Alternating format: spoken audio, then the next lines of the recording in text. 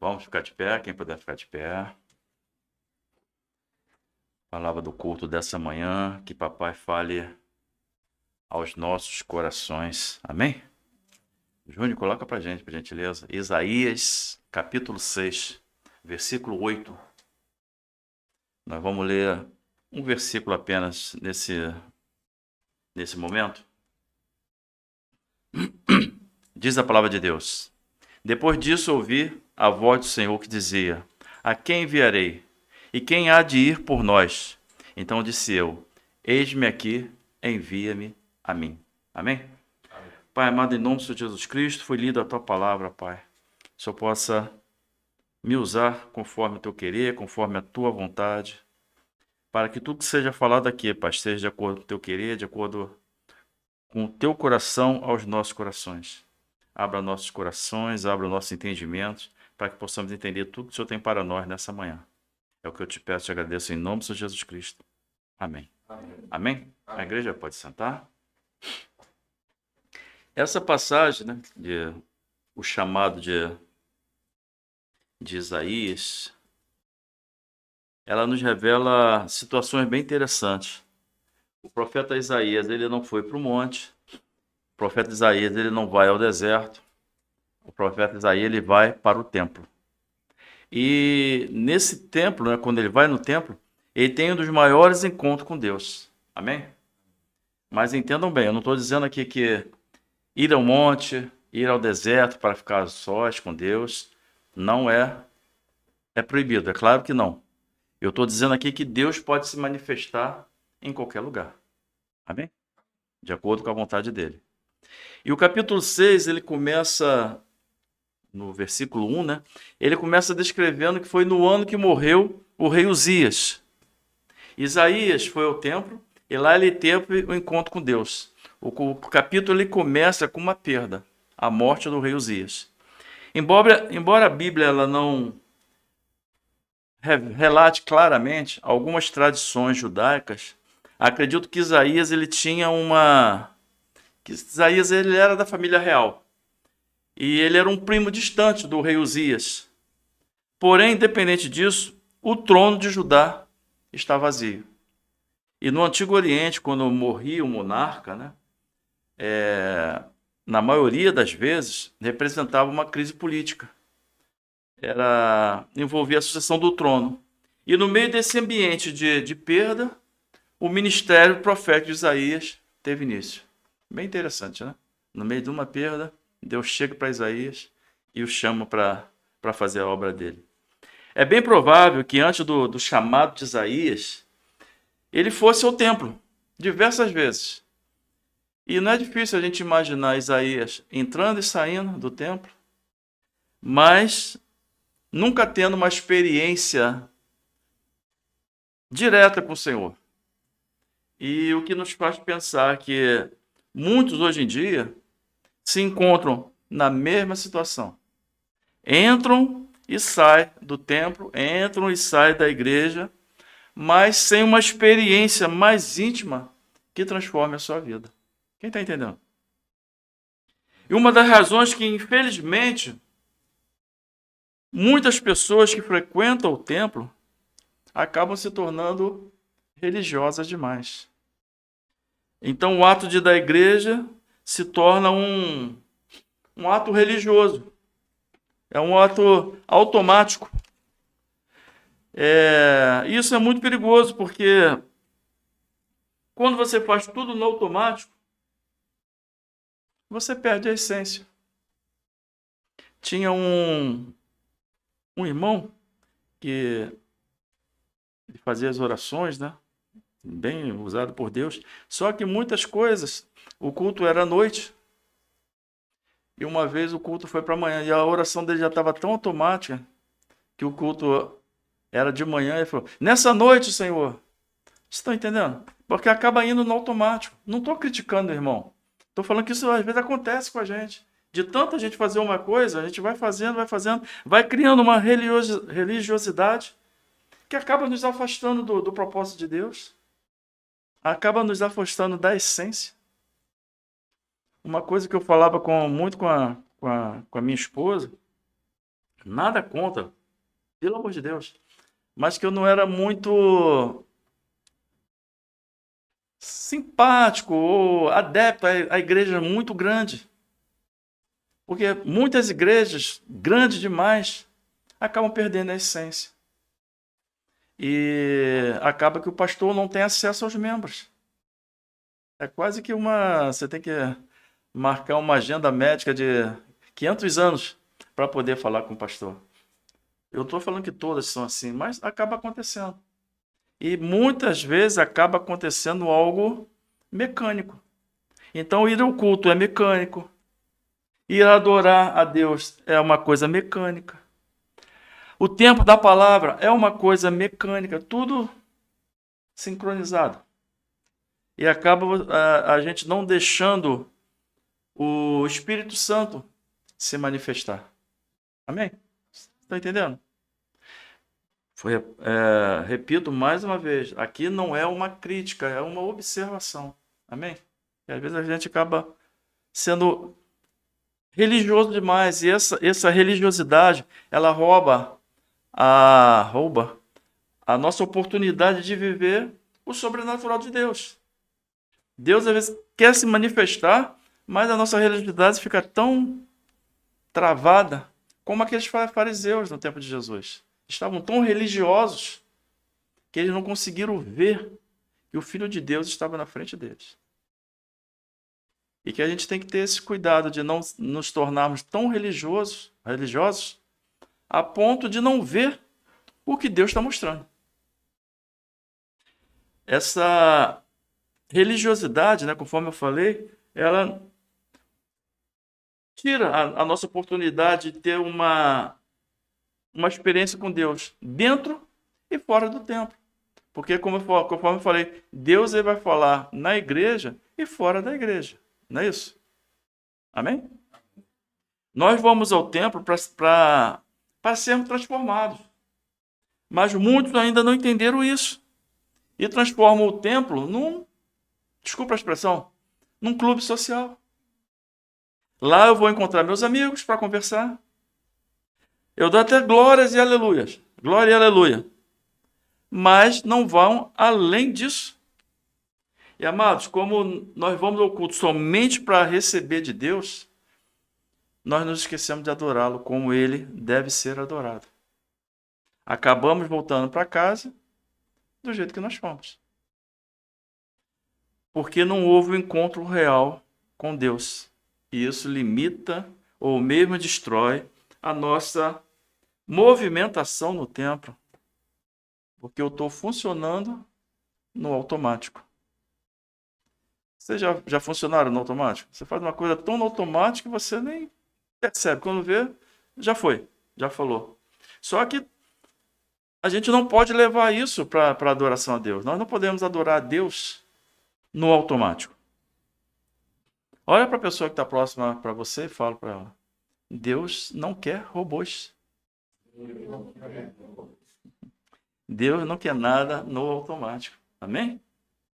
Deus nos criou a imagem e semelhança dele, deu o livre-arbítrio, porque seria bem mais fácil, né? Deus criar e tirar o livre-arbítrio, você vai fazer isso, vai fazer aquilo. Mas ele nos dá a oportunidade de escolher adorá-lo ou não. Amém? É bem interessante essa passagem, depois o Júnior coloca para a gente, no encontro com Jesus e a mulher samaritana. Jesus ele revela para aquela mulher que a adoração não está restrita a um local físico, mas acontece naquele que abre o coração para ele. Coloca para a gente, Júnior, por gentileza. João 4, 20 ao 24. É uma passagem conhecida, mas vamos relê-la para ficar gravado. Amém? A mulher falando para Jesus, a mulher samaritana: nossos pais adoraram nesse monte, e vós dizeis que é em Jerusalém onde se deve adorar. Disse-lhe Jesus: mulher, crê-me, que a hora vem e que nem neste monte, nem em Jerusalém adorareis o Pai. Vós adorais o que não sabeis. Nós adoramos o que sabemos, porque a salvação vem dos judeus. Mas a hora vem, e agora é, em que os verdadeiros adoradores adorarão o Pai em espírito e em verdade. Porque o Pai procura tais que assim o adorem. Deus é espírito, e importa que os que o adorem em espírito e em verdade. Aleluia. Amém? Jesus aqui ele não está dizendo que você pare de ir à igreja, mas sim que você deve adorar a Deus com o seu coração, onde quer que você esteja. Porque tem pessoas que passam a semana toda fazendo um monte de coisas. Aí chega no domingo, e no domingo eu tenho que ir à igreja. Olha só a palavra, tenho, como se fosse uma obrigação. Ao invés de você ir de coração para adorar o Senhor. E você adorá-lo a semana toda. Conversar com Deus o tempo todo. Amém? Adorar um espírito em verdade significa viver um relacionamento íntimo com Deus. Independente do local e das circunstâncias. Porém, muitos ainda não entenderam isso. E até o local, onde a princípio é um local de oração e adoração, foi transformado em outras coisas. Infelizmente, o que a gente vê muito por aí, não é isso? O local que deveria ser para adoração é transformado de tal forma que... Mais uma vez, amados, eu não estou criticando, estou colocando o que a gente observa. E ora a Deus para que essa igreja aqui não se transforme nisso. Que seja um local de adoração, de oração ao Senhor. Que nós estejamos aqui para adorá-lo e não uma coisa automática. 1, 2, 3, 4. Fica chato. Fica muito chato. Quando Jesus ele entrou no templo, né, e expulsou os cambistas, na verdade ele estava dizendo para eles: vocês não entenderam nada. O propósito do templo não é esse. O templo é uma casa de oração e adoração ao Senhor. E vocês transformaram em comércio. Perderam totalmente a essência da adoração ao Senhor. Até o que deveria ser um local de oração perdeu totalmente o propósito para aquelas pessoas. E conforme eu falei, infelizmente acontece até hoje em dia. Olha para a pessoa que está próxima para você e fala para ela: adore a Deus em espírito e em verdade. Amém? Amém. E a palavra diz que o profeta Isaías ele recebe um chamado de Deus que rompe sua religiosidade. O que estava prevalecendo naquele local. Esse chamado ele rompe a ideia de estar ali por estar. O lugar do nosso chamado também envolve uma grande revelação. E Deus se revelou para Isaías. E o chamado de Isaías, conforme eu já falei, ele acontece no momento de perda. A morte do rei Uzias. E nós precisamos entender que algumas vezes o nosso chamado poderá vir no momento de perda. Independente de qual seja essa perda. Nós precisamos entender que ser cristão e perder também faz parte do processo. A diferença é que você não vai estar sozinho.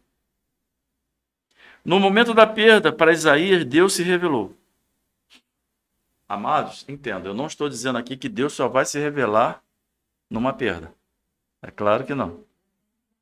Mas que ele também pode se revelar numa perda. De acordo com o propósito dele. O rei Uzias está morto, o trono está vazio, mas nesse momento Deus se revela soberano. É como se Deus falasse para Isaías: o trono terreno está vazio, mas o trono celestial continua ocupado. Eu costumava até falar na outra igreja que no reino de Deus existe 2 lugares: de servo e de rei. O de rei já está ocupado. Então ocupe o lugar de servo. Amém? Não quero ocupar o lugar do rei. E conforme eu falei, né? Há uma grande diferença, Deus falando para Isaías, como Deus falasse, entre o trono da terra e o trono dos céus. O trono da terra ele é passageiro, ele muda de um lado para o outro. Agora que estou vendo a cartaz aqui, perdão. Do aniversário da criança. Agora que o trono de Deus, conforme eu falei, né? Ele é inabalável.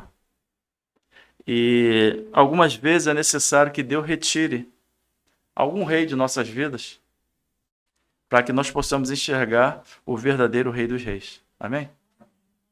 O ser humano ele tem uma facilidade muito grande de criar reis para ele. E acaba deixando o Rei dos Reis de lado. E, por vezes, é necessário destituir esse rei terreno, com letra minúscula, para que nós possamos coroar o verdadeiro rei em nossas vidas. Amém ou não amém? E a palavra diz que o profeta Isaías recebe chamado. Deus falando para... Quando Isaías teve a visão, né, de Deus no trono. A quem enviarei? Deus falando. E quem há de ir por nós? Então disse eu, eis-me aqui, envia-me a mim. Amém? A palavra em hebraico que Isaías diz é Hineni Shilacheni. Eis-me aqui, envia-me. Até arrepiou. E Isaías usou a palavra Hineni. E Hineni quer dizer, eis-me aqui, mas no sentido de que eu estou aqui, é uma declaração. Eu estou disposto a ouvir e a fazer o que deve ser feito, independente do que vai ser feito. É uma entrega total. É você falar, eis-me aqui, Senhor, sem saber o que Deus vai pedir. É o Hineni. É uma frase de confiança para aquilo que Deus está falando. Eis-me aqui, estou pronto para fazer o que Deus mandar. Amém? Amém. Não é tão fácil. Sinceramente, não é tão fácil. Mas é um passo de confiança. É você confiar que se Deus está falando, se Deus está pedindo, é porque Ele vai te dar condições de fazer o que deve ser feito. Amém? Isaías estava disposto a fazer o que Deus mandasse, como eu falei, né, sem saber primeiro o que era, mostrando total confiança naquilo que Deus iria ordenar. São frases de fé. É uma palavra de fé. Hineni. Outros personagens bíblicos tiveram a mesma atitude. A primeira vez que essa palavra Hineni ela foi falada foi em Gênesis 22, quando no episódio que Deus colocou à prova Abraão, quando Deus falou, Abraão, Abraão, aí Abraão falou, eis-me aqui, Hineni. Aí depois veio o que Deus iria querer de Abraão. Leva teu filho para ser sacrificado, teu único filho. E mesmo depois de saber o que Deus tinha pedido, Abraão continua falando, Hineni, eis-me aqui, estou pronto. Porque Abraão confiava, se Deus deu, Deus podia tirar e Deus podia dar novamente. Quem está entendendo? Amém? Coloca para a gente aí, Júnior, perdão. Gênesis 22, 1.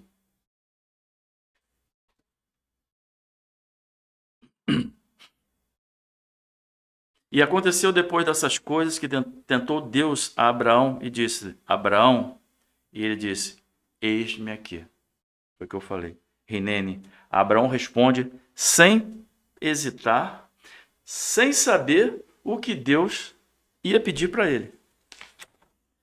É muita confiança, né? E Abraão ele tinha aquela certeza. Se que Deus chamou, ele tinha prazer em responder. Que a gente possa ter esse mesmo sentimento. Ao responder Hineni, Abraão ele demonstra a prontidão, na sua fé. E a fé de Abraão ela é comprovada no decorrer da história, quando ele conforme eu falei, né, quando Deus pede a ele, ordena a ele que ele ofereça o seu filho, que ele esperou com tanto tempo. Coloca pra gente, Júnior, Gênesis 22, 2. A sequência da história, né?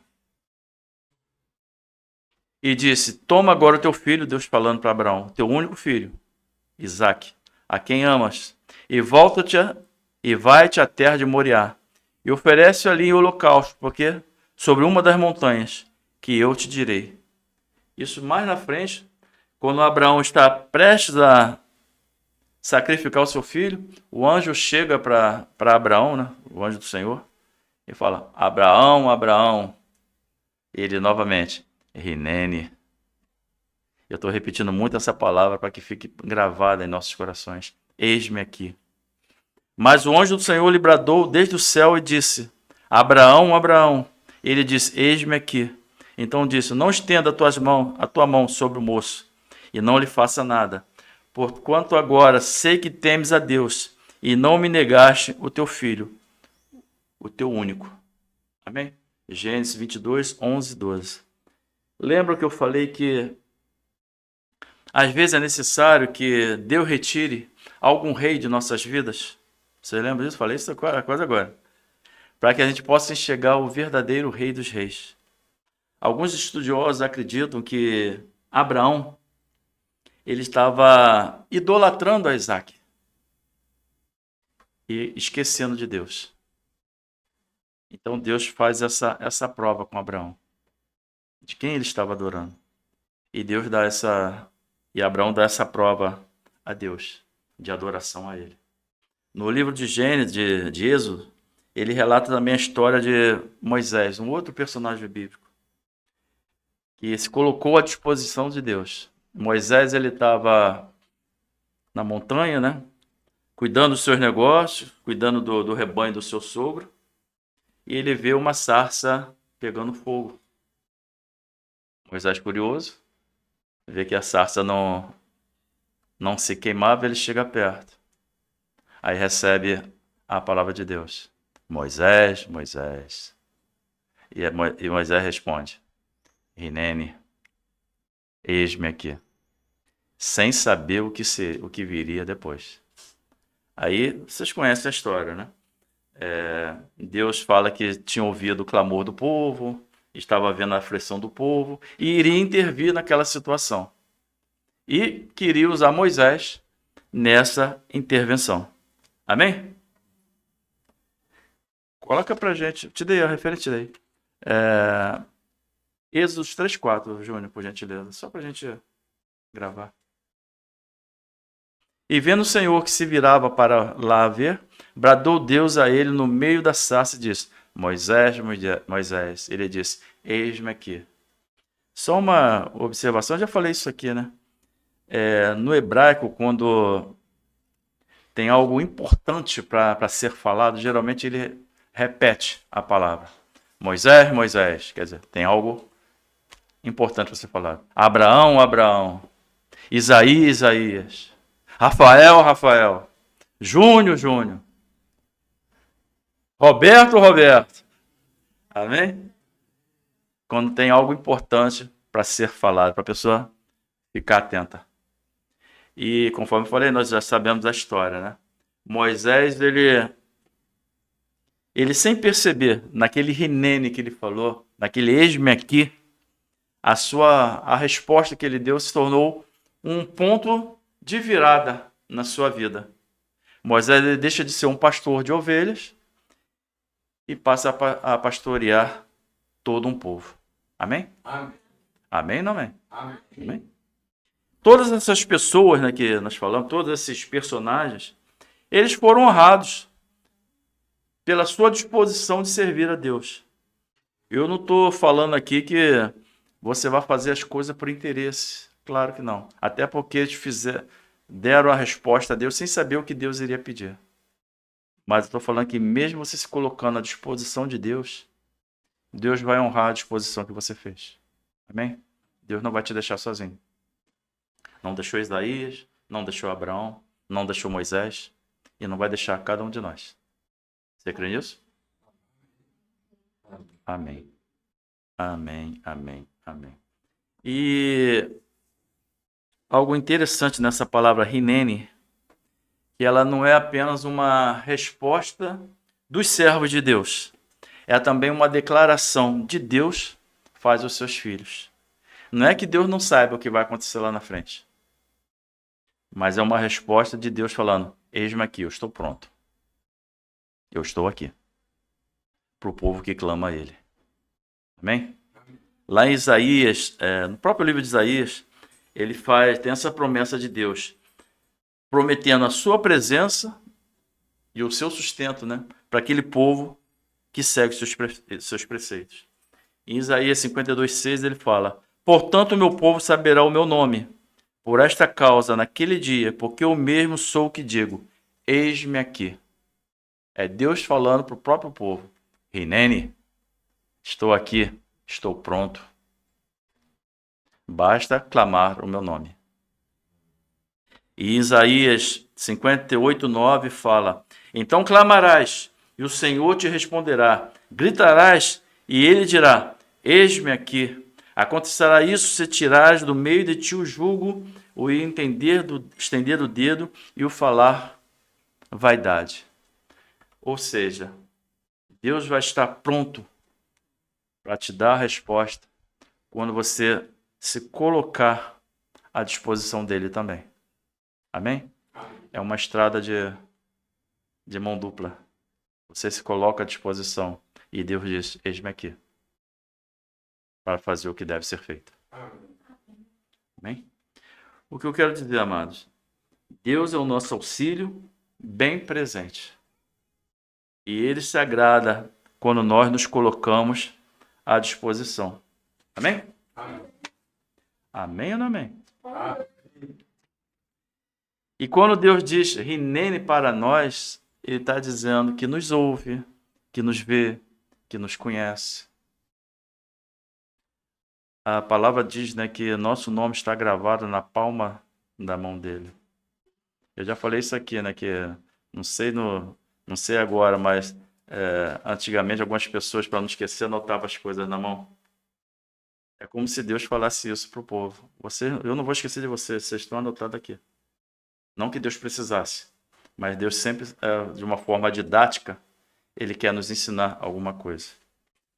Seu nome não será esquecido, você está gravado aqui, ó, na palma da minha mão. Amém? E Deus mostra esse mesmo tipo de devoção que Ele exige de nós. Ele se mostra presente. Uma perguntinha para a igreja. Você está disposto a responder na mesma moeda aquilo que Deus está colocando? Você está pronto para se oferecer, mesmo sem saber o serviço que vai ser pedido? Não responde para mim, não. Responde para o seu coração, medita, reflita. Conforme eu falei, não é algo fácil, mas é algo que o Espírito Santo pode nos fortalecer. Para quando Deus nos chamar, a gente fale para Ele: Hineni, estou aqui. Hineni, Shilaheni, estou aqui. Envia-me. Hineni Adonai, estou aqui, Senhor. Amém? Talvez esteja faltando, né, para algumas pessoas, né, para esse ponto de virada em nossas vidas, que a gente se coloque totalmente à disposição do chamado de Deus. Como aconteceu com Isaías, com Moisés, com Abraão e com outros personagens bíblicos. Que nós estejamos prontos para responder ao chamado de Deus. Hineni Adonai, eis-me aqui, Senhor. Amém? Amém? Eu oro, amados, que nessa manhã, para que não haja hesitação em nossos corações e que nós tomemos totalmente disponíveis a tudo que Deus tem para nos pedir. Que a nossa fé seja fortalecida, que cada dia do processo que estejamos passando, nós estejamos sendo fortalecidos por Deus, para que quando Ele nos chamar, seja numa perda, seja no monte, seja no deserto, seja no templo, nós possamos responder para Ele: Hinene, eis-me aqui, Senhor. Amém? Amém? Vamos ficar de pé, igreja?